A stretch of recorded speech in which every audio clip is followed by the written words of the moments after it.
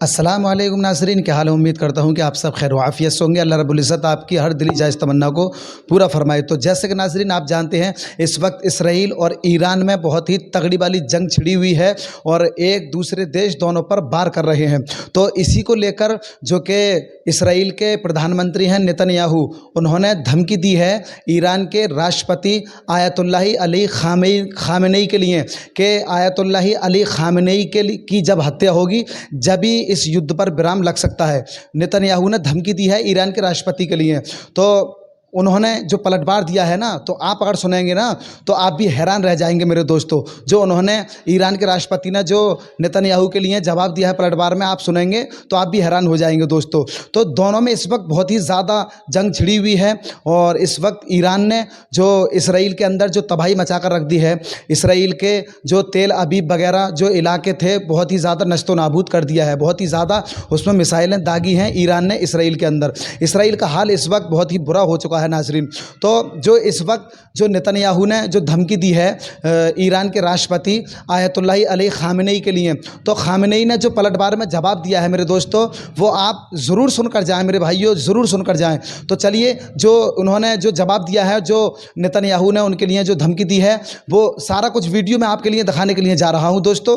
तो चलिए शुरू करते हैं उस वीडियो के लिए। तो दोस्तों, शुरू करने से पहले एक छोटी सी मेरी आपसे एक अपील है, हमारे चैनल नदीम रज़ा संभली के लिए आप सब्सक्राइब करके बेल आइकन के लिए ऑल कर दें, ताकि इसी तरह से अच्छे और सच्चे पैगाम, देश और दुनिया की खबरें हम आपके लिए सुनाते रहें। तो चलिए दोस्तों, शुरू करते हैं आज की इस वीडियो के लिए।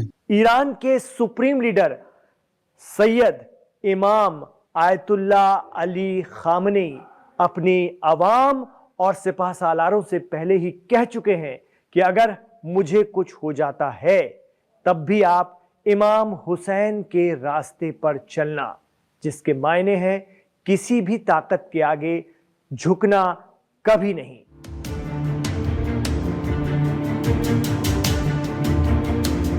किसी भी हालत में झुकना नहीं है, मुकाबला करना है, भले ही जान चली जाए। आयतुल्लाह खामेनेई की यह बात सोशल मीडिया पर गश्त कर रही है।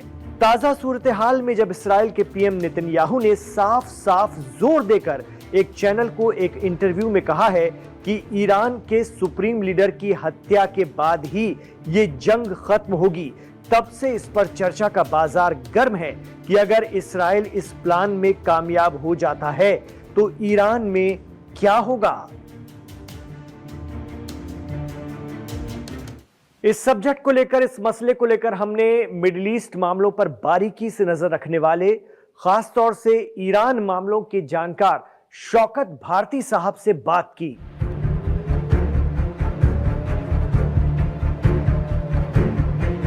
शौकत भारती का कहना है कि जिस तरह से ईरान और इसराइल के बीच भयानक जंग छिड़ गई है, उसमें किसी भी पक्ष की तरफ से कुछ भी मुमकिन है। वो कहते हैं कि इसराइल को अगर अमेरिका का साथ मिल जाता है तो वो ईरान के खिलाफ भारी कार्रवाई अंजाम देने की तैयारी में है और इसमें ईरान में मौजूद मोसाद के एजेंट बड़ा किरदार अदा कर सकते हैं। वो कहते हैं, गद्दारों की गद्दारी से किसे इनकार है। हालांकि ईरान ने खुद को इससे निपटने के लिए बरसों से तैयार कर रखा है, लेकिन इसराइल के पीएम नेतन्याहू का यह ऐलान कि हम ईरान के सुप्रीम लीडर का कत्ल कर देंगे, अपने आप में बहुत बड़ी बात है। खासतौर से उन्होंने ये पब्लिकली कहा है, अब तो खुलेआम कह रहे हैं। 13 जून को जिस तरह से टारगेट करके इसराइल ने आईआरजीसी चीफ हुसैन सलामी, army chief Waghire, nuclear scientist और दिगर टॉप के लोग ईरान में मारे हैं, उसके बाद पीएम नेतन्याहू का इमाम खामेनेई के लिए यह ऐलान अपने आप में बड़ी बात है। हालांकि प्रेसिडेंट ट्रंप कह चुके हैं कि मैंने इसराइल को इस तरह का कोई कदम उठाने से रोका है।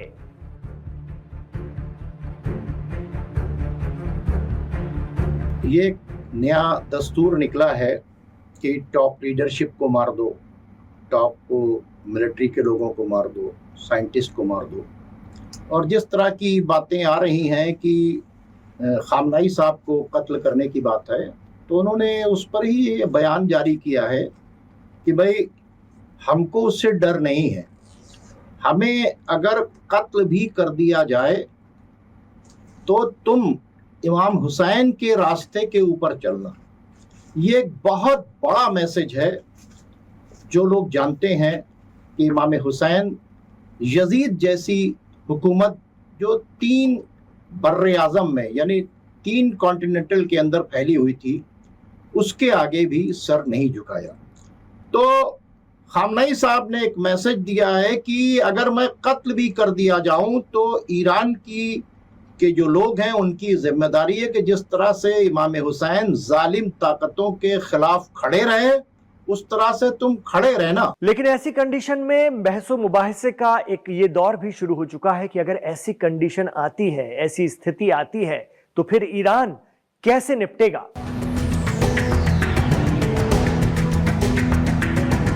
ईरान के मौजूदा सुप्रीम लीडर इमाम आयतुल्ला अली खामेनेई पिछले 36 बरस से ईरान की सत्ता में हैं। 86 साल उनकी उम्र है और अपने दौर की शुरुआत से ही इस्राइल के सख्त मुखालिफ रहे हैं। ईरान की आवाम और दुनिया भर के शियाओं के बीच उनकी मजबूत पकड़ है। उन्होंने तमाम विरोधों के बावजूद ईरान को एक कर रखा है। कहा जाता है कि ईरान में हर शोबे में सबसे ज्यादा तरक्की उन्हीं के दौर में हुई है और ईरान ने अपनी मजबूत पहचान बनाई, वो भी प्रतिबंधों के बावजूद, क्योंकि इस्राइल का मकसद ईरान में रिजीम चेंज करना है, इससे कम कुछ नहीं। ऐसी सूरत में ईरान के पास क्या विकल्प है। शौकत भारती कहते हैं कि अगर खुदा ना करे इस्राइल कोई जुर्रत करता है तो ईरान ने जिस तरह कुछ घंटों में पासदारान इस्लाम के चीफ से लेकर आर्मी सरबराह का इंतखाब या चुनाव कर लिया था, उसी तरह सुप्रीम लीडर भी तुरंत चुन लिया जाएगा।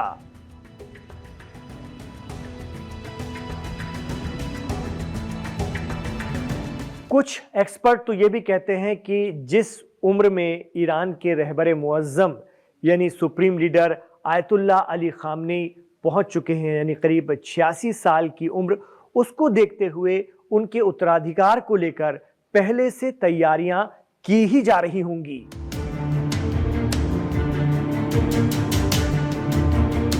इमाम खामनेई खुद ये बात कह चुके हैं कि अगर उन्हें कुछ होता है तब भी सिस्टम इमाम हुसैन के तरीकों से आगे बढ़ेगा।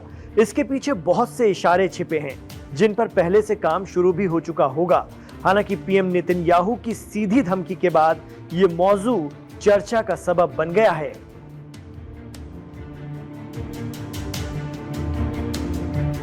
अब बहुत से लोग सवाल कर रहे हैं, सोशल मीडिया पर चर्चा भी कर रहे हैं कि जैसी भी परिस्थिति बनती है, अगर कुछ अलग हो जाता है, ईरान के लिए कुछ ठीक नहीं होता है, तो फिर उसके बाद ईरान को कौन किस तरह से संभालेगा। तो कुछ नाम चर्चा में हैं जिनका जिक्र करना यहां लाजमी है।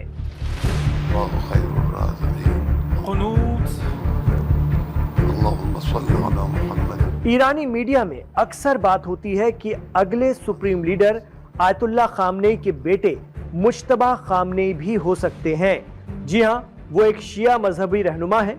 IRGC और ईरान के मजहबी लीडर्स के बीच अच्छी पकड़ है उनकी। साल 1987-88 में ईरान इराक जंग में भी हिस्सा ले चुके हैं। बसीजी फोर्स में भी उनकी अच्छी खासी पकड़ है। पिछले दिनों जब ईरानी सुप्रीम लीडर इमाम खामेनेई की तबीयत नासाज होने की खबरें आईं, तो दावा किया जाता था कि उस वक्त उन्होंने अपने बेटे के नाम का ऐलान किया था। लेकिन मुश्तबा खामनेई के सुप्रीम लीडर बनने में सबसे बड़ी दिक्कत होगी वो है वंशवाद। वंशवाद ईरानी इस्लामिक क्रांति के उसूलों के खिलाफ बताया जाता है। दूसरा नाम सादिक लारिजानी का आ रहा है। ये सुप्रीम कोर्ट के चीफ जस्टिस रह चुके हैं, Tehran university of medical sciences के चांसलर भी रह चुके हैं, मजहबी रहनुमा है। तीसरा नाम है अली रजा अराफी का। अल मुस्तफ़ा इंटरनेशनल यूनिवर्सिटी ईरान के चीफ रहे हैं, लेकिन फौज और पासदारान इस्लाम में उनका उतना प्रभाव नहीं है जितना बाकी उम्मीदवारों का है। चौथा नाम अहमद खातमी का है। गार्जियन काउंसिल और एक्सपर्ट कमेटी के मेंबर हैं। ईरान के सुप्रीम लीडर की गैर मौजूदगी में तेहरान में नमाज जुमा यही पढ़ाते हैं।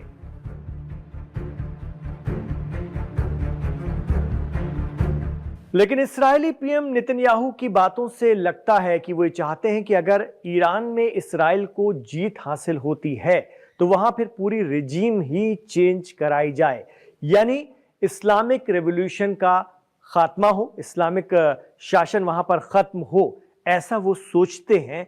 कई बार वो अपने शब्दों में इस बात का इजहार कर चुके हैं, लेकिन एक्सपर्ट मानते हैं कि ये आसान नहीं है बल्कि नामुमकिन है।